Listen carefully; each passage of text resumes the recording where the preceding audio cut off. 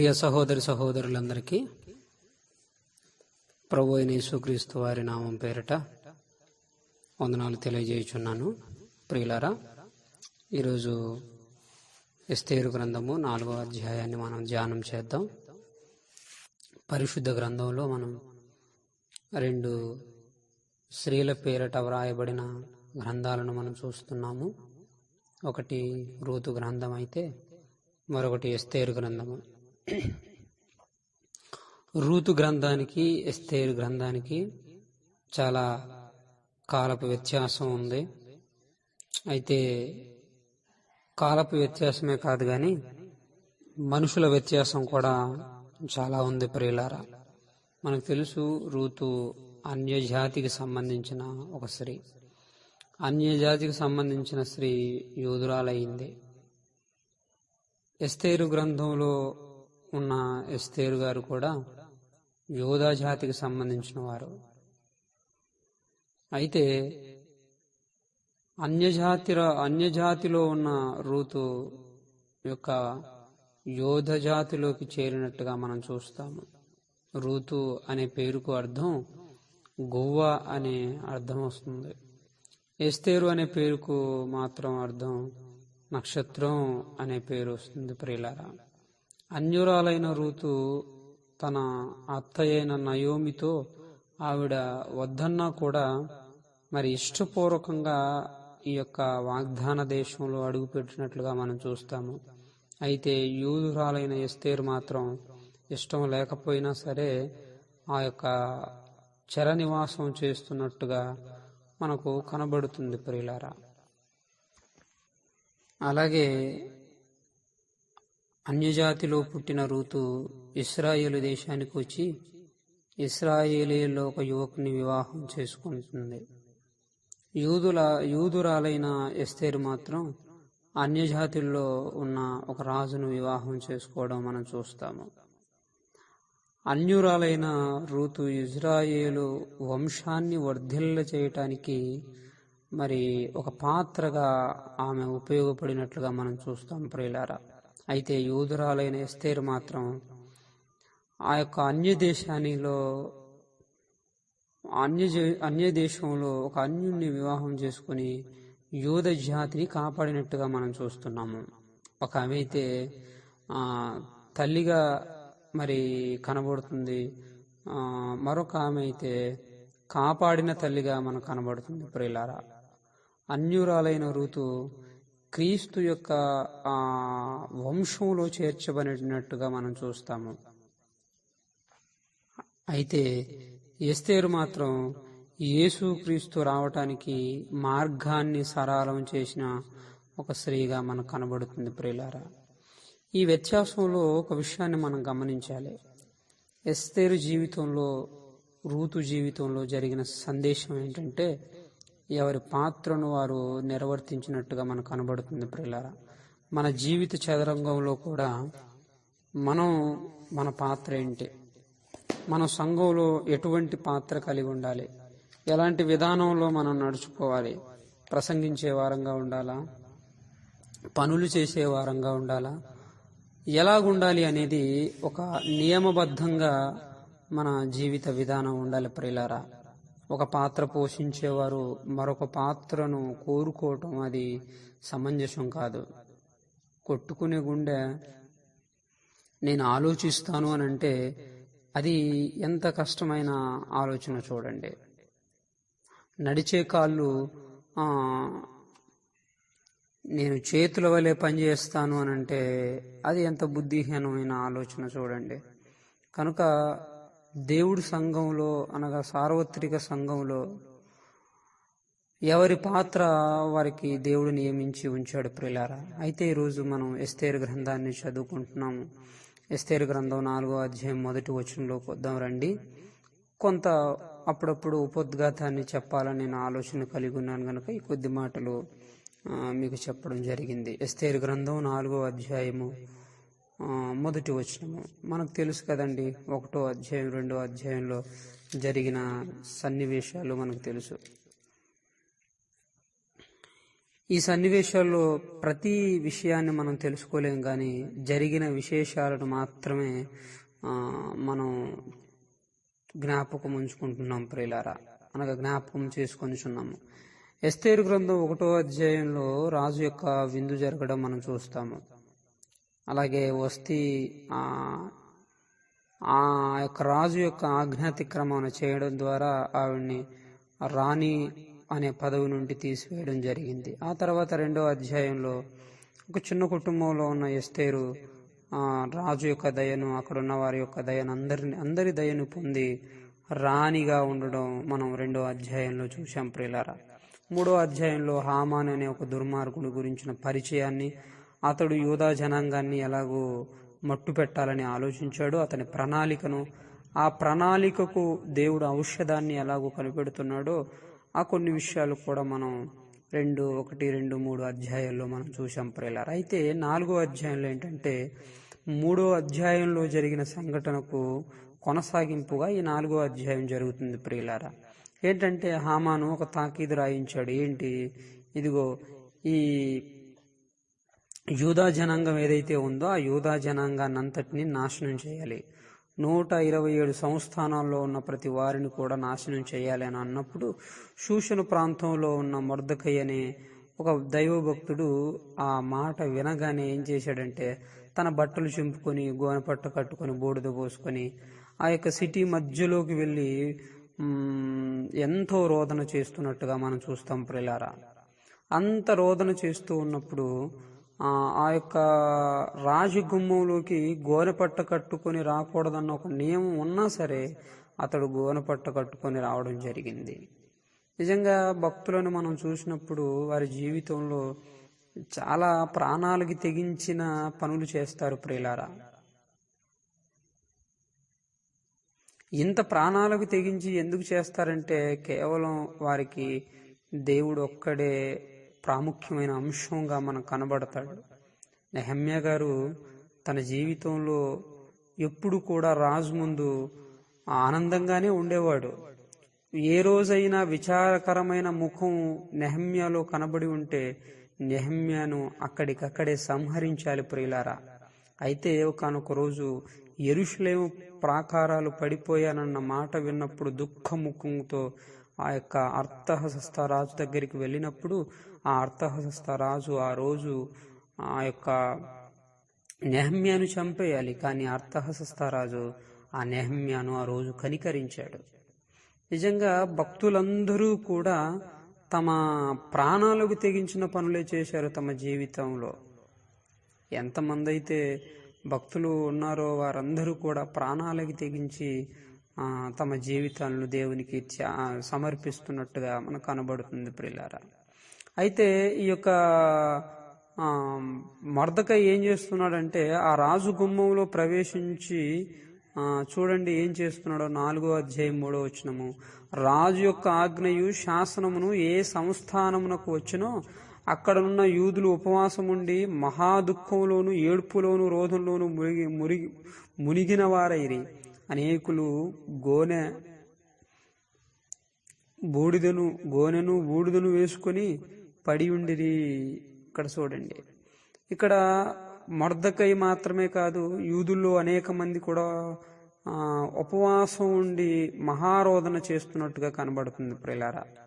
ఒక విషయం, ఇక్కడ మొర్దెకై తన జీవితంలో తన జీవితాన్ని భద్రం చేసుకోగలిగిన స్థితి మొర్దెకై ఉంది. ఒక రకంగా చెప్పాలంటే తను ఎస్తేరు పంచన చేరితే, ఒకవేళ ఎస్తేరు గారు వెళ్ళి అహష్వేరోషుకు రాజుకు చెబితే మొర్దెకై తన బ్రతుకును, తన జీవితాన్ని భద్రపరుచుకునే అవకాశం ఉంది, నాశనం కాకుండా. నేను అనుకుంటున్నాను అలాగా.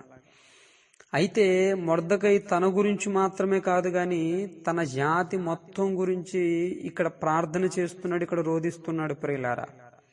నిజంగా మన జీవితంలో మనకు ఉండాల్సిన ముఖ్య అంశం ఏంటంటే మన గురించి మనం ఎంతగా ప్రార్థన చేసుకుంటున్నామో ఇతరుల గురించి కూడా ప్రార్థన చేయటం అనేది చాలా ప్రాముఖ్యమైన సందర్భం, చాలా ప్రాముఖ్యమైన సన్నివేశం ప్రియులారా. కనుక ఇతరుల గురించి మనం ఎంత మటుకు ప్రార్థన చేస్తున్నాము, ఇతరుల గురించి ఎంతగా మనం రోధిస్తున్నాం అనేది చాలా ప్రాముఖ్యమైంది. తిమోతి అంట ఆ యొక్క సంఘం గురించి రోధించేవాడంట ప్రియులారా. తీతు, ఫిల్మోన్ ఇలాగూ ఎంతోమంది, క్షమించండి, తీతు ఇలాగూ ఎంతోమంది యవనస్తులు ఆ యొక్క దేవుడి సన్నిధిలో రోధించేవారు. నిజంగా తమ జాతి నాశనం అయిపోతుందని, అంతమైపోతుందని గోనె పట్టగట్టుకొని ఆ యొక్క బూడిద యొక్క తల మీద పోసుకొని ఎంత పశ్చాత్తాపడుతున్నారో కదా. అయితే ఇక్కడ మొర్దెకై ఒక పని చేస్తున్నాడు. ఎస్తేరు యొక్క పనికత్తులలో ఆమె దగ్గరున్న షండులు వచ్చి జరిగిన దాన్ని ఆమెకు తెలియజేశాడు. అలా తెలియజేసినప్పుడు రాణి గొప్ప మనోవిచారం కలిగి మొర్దెకైకి ఆ యొక్క గోనెపట్టలు తీయించి కట్టుకోవడానికి పట్టుబట్టలు పంపించింది ప్రియులారా. అలా పంపబడిన బట్టలను అతడు వేసుకోలేదు, కానీ తనకు ఎలాగైనా న్యాయం జరగాలి, తన యూదా జాతి నాశనం అవ్వకూడదన్న ఆలోచనతో ఎస్తేరు దగ్గరికి మరలా ఆ వచ్చిన హతాకు అనే ఆ వ్యక్తితో ఒక ఇన్ఫర్మేషన్, 3వ అధ్యాయంలో జరిగినదంతా కూడా అతనికి ఆ వర్తమానం తెలిపి పంపిస్తాడు. అలా ఏ ఇన్ఫర్మేషన్ అయితే మొర్దెకై ఆ హతాకు అనే షండుడికి ఇచ్చాడో, హతాకు అనేవాడు వెళ్ళి ఈ యొక్క షూషను కోటలో రాణిగా ఉన్న ఎస్తేరుకు విషయం అంతా తెలియజెప్పి ఆ యొక్క హామాను ఇచ్చిన పత్రం ఏదైతే ఉందో ఆ పత్రాన్ని చూపించి విషయం అంతా సంపూర్ణంగా చెబుతాడు ప్రియులారా. అయితే మొర్దెకైకి ఇప్పుడు ఎస్తేరు గారు ఒక వర్తమానం పంపుతున్నారు. చూడండి ఏంటి ఆ వర్తమానం. 9వ వచనము. అంతటా ఎస్తేరు మొర్దెకైతో చెప్పుమని హతాకునకు సెలవిచ్చినదేమనగా, పిలువబడిన పురుషుడే గాని స్త్రీయే గాని రాజు యొక్క అంతర్గృహమున ప్రవేశించిన ఎడల బ్రతుకున్నట్లుగా రాజు తన బంగారపు దండమును ఎవరి తట్టు ఎత్తునో వారు తప్ప ప్రతివాడును సంహరింపబడును కఠినమైన ఆజ్ఞ కలదని రాజసేవకులకందరికీ అతని సంస్థానంలోనున్న జనులందరికీ తెలిసేయున్నది. నేటికి 30 దినముల నుండి రాజు యుద్ధకు ప్రవేశించుటకు నేను పిలువబడలేదని చెప్పుమనెను. చూడండి, ఇలా ఇక్కడ ఒక ఇన్ఫర్మేషన్ ఇస్తుంది ప్రియులారా ఎస్తేరు గారు.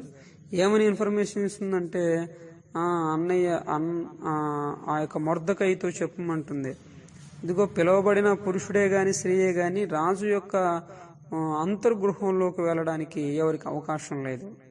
ఒకవేళ వెళ్తే రాజు బంగారు దండం ఎవరి తట్టు చాపుతాడో అతడు మాత్రమే రక్షింపబడతాడు. వెళ్ళిన ప్రతి ఒక్కరూ కూడా మరణిస్తారు. కనుక నేను 30 రోజుల నుంచి రాజు దగ్గరకి, రాజు అంతర్గృహంలోకి నేను వెళ్ళలేదు. ఈ పని నేను చేయడం చాలా కష్టం అని అన్నట్టుగా మొర్దెకైకి ఎస్తేరు గారు తెలియజేయడం జరిగింది ప్రియులారా. అయితే ఇక్కడ ఒక ఆధ్యాత్మికమైన విషయాన్ని మనం ఆలోచిద్దాము. ఏంటంటే, ఆ రాజు దగ్గరికి వెళ్ళడానికి ఒక పర్మిషన్ లెటర్ అవసరమై ఉన్నది. రాజు దగ్గరికి పర్టికులర్ టైంలో మాత్రమే తన వాదనను వినిపించడానికి ఒక వ్యక్తి వెళ్ళాలి. సదరు వ్యక్తి రాజు దగ్గరికి వెళ్ళి సమస్య విషయమై చెప్పాలి అని అంటే ఒక పర్టికులర్ టైం మాత్రమే ఉంది ప్రియులారా. అయితే మన రారాజైన దేవుడు కృపాసనం దగ్గరికి వెళ్ళడానికి ఏ టైం లేదు. ఏ టైంలో కూడా, ఏ సమయంలోనైనా ప్రభువుని మనం వేడుకుంటే ఆ సమయంలో మన ప్రభువు, మన రాజు నిజంగా మనకు సమాధానం ఇచ్చేవాడై ఉన్నాడు. నిజంగా అహశ్వర్యోసు రాజు రాసుకున్న శాసనాలే అతడే తీసివేయలేడు ప్రియులారా. అలాంటి చేతగాని రాజు అహశ్వర్యోసు. ఆ స్థానంలో ఎవరున్నా సరే వారు నిర్ణయించుకున్నది వారు తీసేసే అవకాశమే లేదు. అయితే మన రారాజైన దేవుడు ఏదైనా చేయగలిగిన సమర్థుడు. మనం ఎప్పుడు ఆయన కృపాసనం దగ్గరికి వెళ్ళి ప్రభువా అని మొరపెడితే అప్పుడు మనకు సమాధానం ఇచ్చే దేవుడుగా ఉన్నాడు ప్రియులారా. కానీ ఇక్కడ అహశ్వర్యోసుకి అంత హోదా ఉన్నట్టుగా మనకు కనబట్టలేదు. మన దేవుడు కరుణ కలిగిన దేవుడు. మన దేవుడు ఆ కృప కలిగిన దేవుడు గనుక నిజంగా ఏ సమయంలో మనం వెళ్ళి మనం ప్రార్థన చేసినను దేవుడు మనల్ని మన మొర ఆలకించేవాడుగా ఉన్నాడు. అందుకే కీర్తనకారుడైన దావీదు 11వ అధ్యాయం 4వ వచనంలో ఇలాగ రాస్తాడు, ప్రియులారా, యెహోవా తన పరిశుద్ధాలయంలో ఉన్నాడు, యెహోవా సింహాసనం ఆకాశమందున్నది, ఆయన నరులను కన్నులారా చూచుచున్నాడు, తన కనుదృష్టి చేత ఆయన వారిని పరిశీలించుచున్నాడు అని అంటాడు. చూడండి, ప్రతి క్షణం కూడా దేవుడు మనం చూస్తూనే ఉన్నాడు ప్రియులారా. ఎప్పుడు కూడా మనకు దూరంగా గాని మనల్ని ఒంటరిగా వదిలిపెట్టిన సందర్భాలు కానీ లేవు. అయితే అహశ్వేరోషు రాజు ఇలా కాదు. అహశ్వేరోషు రాజు దగ్గరికి నిర్ణయ కాలంలోనే మనుషులు వెళ్ళాలి. అది ఒక కఠినమైన ఆజ్ఞ కూడా ఉంది. ఒకవేళ వెళ్ళిన మనుషులు కనికరింపబడకపోతే ఆ వ్యక్తులు నశింపవలసిన వారై ఉన్నారు. అయితే మన దేవుడు తన బంగారు హస్తమును మన వైపు చాచి నిజంగా మనల్ని కాపాడగలిగిన దేవుడుగా మనకు కనబడుతున్నాడు ప్రియులారా. రండి చూడండి, 4వ అధ్యాయం 12వ వచనం ముందు కొనసాగుదాం. వారు ఎస్తేరు యొక్క మాటలు మొర్దెకైకి తెలియజెప్పగా మొర్దెకై ఎస్తేరుతో ఇట్లు ప్రత్యుత్తరమిచ్చి, రాజనగర్లో ఉన్నంత మాత్రం చేత యూదులందరికంటే నువ్వు తప్పించుకుందు అని నీ మనసును తలంచుకొనవద్దు. నీవు ఈ సమయమందు ఏమియూ మాట్లాడక మౌనంగా నున్న ఎడల యూదులకు సహాయమును విడుదలయు మరి ఒక్క దిక్కు నుండి వచ్చును. కాని నీవును నీ తండ్రి ఇంటి వారును నశించుదురు. నీవు ఈ సమయమును బట్టి రాజ్యమునకు వచ్చితివేమో ఆలోచించుకొనుమని చెప్పుమనెను. చూడండి, ఎస్తేరుకి ఇక్కడ 3 విషయాలు చెప్తున్నాడు. ఇదిగో ఎస్తేరు, నువ్వు రాజనగర్లో ఉన్నంత మాత్రాన నువ్వు యొక్క భయంకరమైన ఉగ్రతను తప్పించుకుంటావని నువ్వు తలంచొద్దు. దేవుడు యూదులను కాపాడాలి అని అనుకుంటే మరొక దిక్కు నుండి అయినా దేవుడు యూదులను కాపాడుతాడు.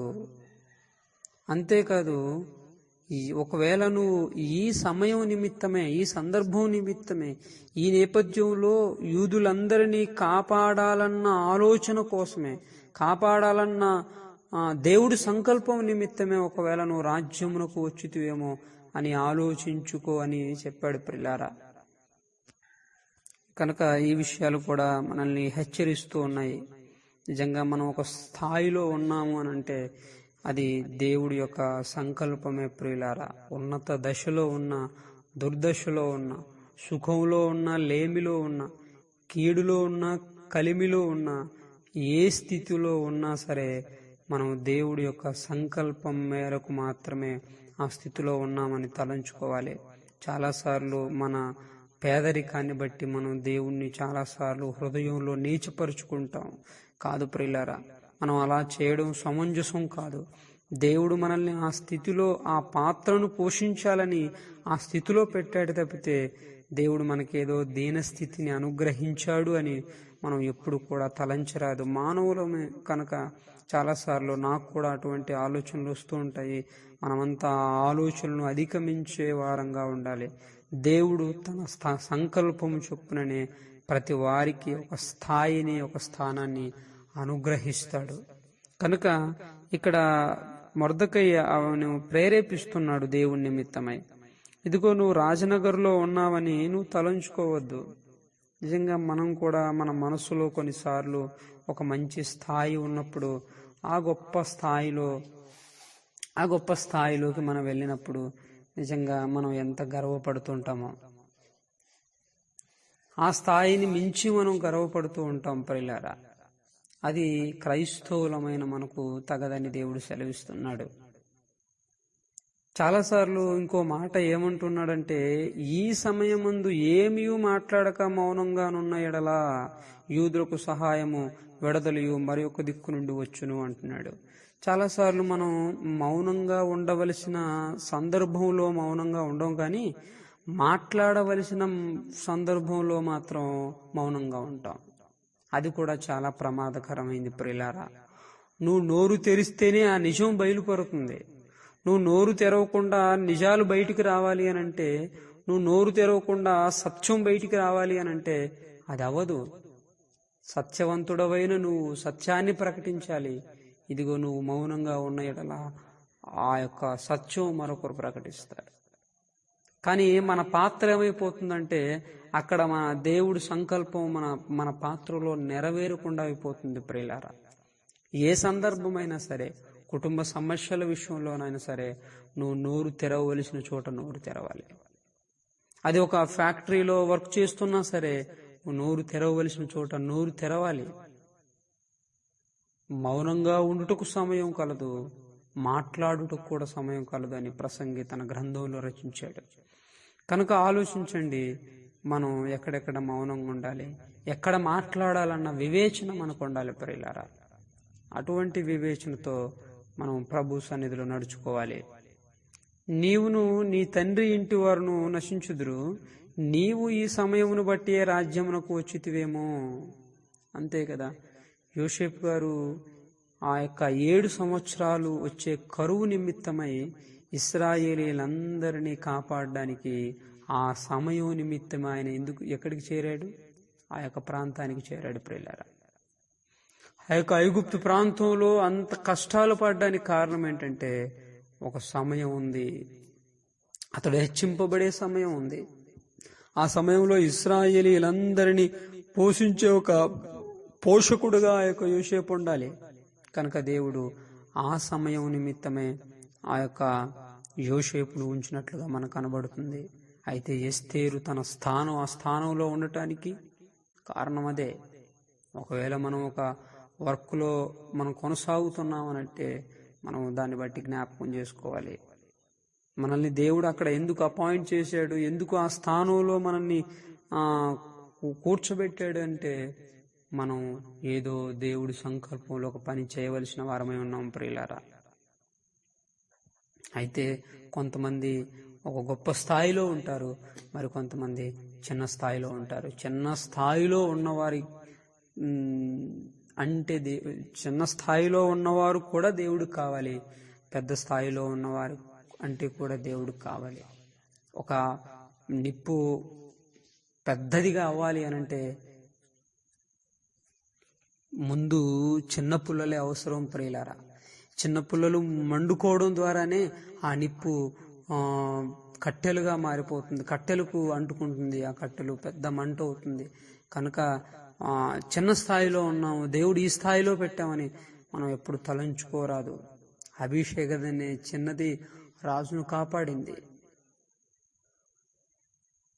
ఆ నయమాన్ దగ్గర ఉన్న ఇశ్రాయేలు చిన్నది నయమాన్ను కాపాడింది. చిన్నవారు సైతం దేవుడి కోసం గొప్ప గొప్ప వీర కార్యాలు చేశారు ప్రియులారా. చిన్నవారం కదా, చిన్న స్థాయిలో చిన్న పోస్ట్లో మనం ఉన్నామని ఎప్పుడు కూడా మనం బాధపడనక్కర్లేదు. దేవుడు ఆ స్థాయిలో పెట్టడానికి ఏదో ఆయన సంకల్పం ఉంది. ఆయన సంకల్పం నిమిత్తం మనం ఉంటే చాలు. కొంతమంది ఫ్రీగా ఉండేవాళ్ళు ఉన్నారు, కొంతమంది కష్టపడి ఉదయం మొదలుకొని రాత్రి వరకు కష్టపడితే కూడా 4 రూపాయలు సంపాదించుకోలేని వారు కూడా ఉన్నారు. ఎవరి స్థానంలో దేవుడు వారిని పెట్టాడు, అప్పుడు సంపూర్ణంగా దేవుడి సేవ జరుగుతుంది ప్రియులారా. పౌలు సేవ ముందుకెళ్లాలంటే డేరాలు కుట్టే వారు కూడా కావాలి ఆయన సేవలో. వాక్యం ప్రకటించే తిమోతి లాంటి వారు కూడా కావాలి.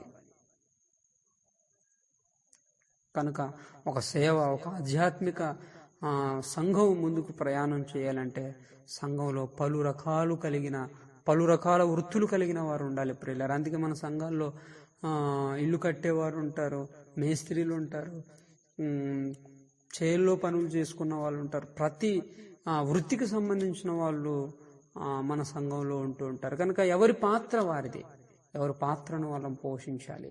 కనుక దేవుడి సంకల్పం ప్రకారమే మనం ఈ స్థానంలో ఉన్నామని మనం ఎంచుకోవాలి ప్రియులారా. ఎక్కువ స్థానంలో ఉన్నవారు గర్వపడనక్కర్లేదు, చిన్న స్థాయిలో ఉన్నవారు బాధపడనక్కర్లేదు. రండి 15వ వచనం చూద్దాం. అప్పుడు ఎస్తేరు మొర్దెకైతో మరలా ఇట్లనెను, నీవు పోయి షూషనునందు కనబడిన యూదులందరినీ సమాజ మందిరమునకు సమకూర్చి నా నిమిత్తము ఉపవాసం ఉండి 3 దినములు అన్నపానములు చేయకుండుడి, నేనును నా పనికత్తెలను కూడా ఉపవాసం ఉందుము. చూడండి ఎంత మంచి మాట చూడండి. అసలు ఈ పనికత్తెలు ఎవరు అని అంటే ప్రియులారా, అప్పుడు హేగే అనే ఒక వ్యక్తి ఈ యొక్క ఎస్తేరుకి 7 మంది పనికత్తెలని ఇస్తాడు. పరిమళ క్రియల కొరకై వారిని 7గురిని ఆ యొక్క ఎస్తేరుకు అప్పచెప్తారు.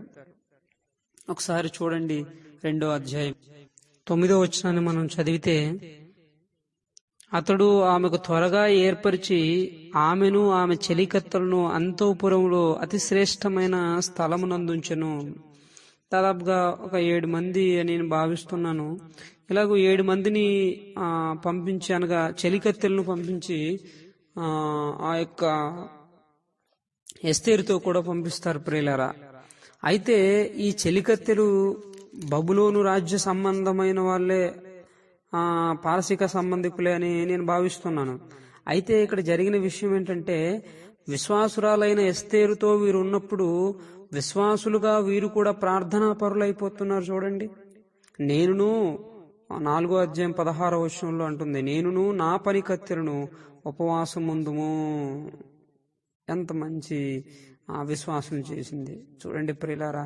నిజంగా మనతో స్నేహం కలిగి ఉన్నవారు ఇటువంటి సాక్ష్యం కలిగి ఉన్నాం. మనతో స్నేహం కలిగి ఉన్న వారిని మనం మార్చగలుగుతున్నామా? ఎస్తేరైతే తన చెలికత్తెలను తన వారిగా మార్చుకుంది. తన దేవుణ్ణి పూజించేవారిగా, తన దేవుడికి ప్రార్థన చేసేవారిగా ఆవిడ మార్చుకుంది. ఏ ప్రసంగం చేసిందో నాకైతే తెలియదు, కానీ తన ప్రవర్తన ద్వారానే వీరు మారగలిగారని ఖచ్చితంగా నేను చెప్పగలను ప్రియులారా. అయితే ఒక మంచి తెగింపు కలిగిన నిర్ణయం తీసుకుంది. చూడండి 16వ వచనాన్ని మళ్ళీ చదువుతున్నాను మధ్యలో నుంచి. ప్రవేశించుట న్యాయ వ్యతిరేక్తముగానున్నను, నేను రాజునొద్దకు ప్రవేశించుదును, నేను నశించెదను. ఎంత గొప్ప విషయం చూడండి. మొదట ప్రార్థన చేయ తెగించింది, రెండోది ప్రభు దగ్గరికి అనగా రాజు దగ్గరికి పోవాలని తెగిస్తుంది. నిజంగా ప్రార్థన అనేది కూడా తెగింపే ప్రియులారా. ప్రార్థన మనం ఎన్ని నిమిషాలు చేసుకోగలుగుతున్నాము? తెగించిన వారు మాత్రమే 5-10 నిమిషాలు చేయగలుగుతున్నారు. మన ఆధ్యాత్మిక పరిస్థితి అలాగుంది. అయితే ఇక్కడ ఉపవాస ప్రార్థన దరిదాపుగా 3 రోజులు ఉపవాస ప్రార్థనను చేస్తూ రాజు యొద్దకు వెళ్లాలన్న తెగింపు ఈ ఎస్తేరులో మనకు కనబడుతుంది. నిజంగా స్త్రీలలో ఇటువంటి తెగింపు చాలా ప్రాముఖ్యమైంది ప్రియులారా. ఆబేలు స్త్రీ గురించి మనం విన్నాం కదా. ఆ యోవాబు రాజు ఎంత కర్కశమైన కఠినుడో ఆవిడకి ఎరుకే. అయినా సరే యోవాబు రాజు ఎదుట నిలిచి గట్టిగా మాట్లాడగలిగింది. జ్ఞానవంతురాలు తల ఇల్లు కట్టుకుంటుందన్న సామెత ప్రకారం జ్ఞానవంతురాలుగా, యుక్తిపరురాలుగా తన పట్టణాన్ని మరలా పునర్నిర్మాణం చేసుకోగలిగింది ప్రియులారా. పునరుద్ధరించుకోగలిగింది. తన ప్రాంతంలో నిషిద్ధమైన ఆ వస్తువును బయటికి పడవేయగలిగింది. అంత గొప్ప రక్షకురాలుగా ఆ యొక్క ఆబేలు స్త్రీ మనకు కనబడుతుంది. అలాగే ఇక్కడ కూడా ఎస్తేరు మనకు కనబడుతుంది. తన జాతి కోసం తన ప్రాణాన్ని అంకితం చేసే ఒక వీర నారిగా మనకు ఎస్తేరు తన జీవితంలో స్ఫూర్తినిస్తుంది ప్రియులారా. చివరిగా 17వ వచనాన్ని చూసుకుని ముగించుకుందాం. అటువలన మొర్దెకై బయలుదేరి ఎస్తేరు తనకు ఆజ్ఞాపించిన అంతటి ప్రకారం జరిగించెను. మొర్దెకైకి ఏమైతే నిర్ణయించి పంపిందో ఆ నిర్ణయింపబడిన దాని ప్రకారంగా మొర్దెకై కూడా చేశాడు ప్రియులారా. అయితే ఈ 4వ అధ్యాయంలో మనకి ఉపవాసం కనబడుతుంది, కానీ విందు కనబడట్లేదు. ఇక్కడ విషాదకరమైన సంఘటనలు యూదా జాతిలో చోటు చేసుకున్నాయి. ఆ విషాదకరమైన సంఘటనను రూపుమాపడానికి ఉపవాస ప్రార్థనను వీరు కొనసాగించారు. అయితే ఈ ఉపవాస ప్రార్థన ఫలించిందో లేదో, ఈ ఉపవాస ప్రార్థన ద్వారా ఎలాంటి విప్లవము చోటు చేసుకుందో మనం మరలా అధ్యాయాల్లో మనం చూద్దాం. అందరికి వందనాలు, సెలవు.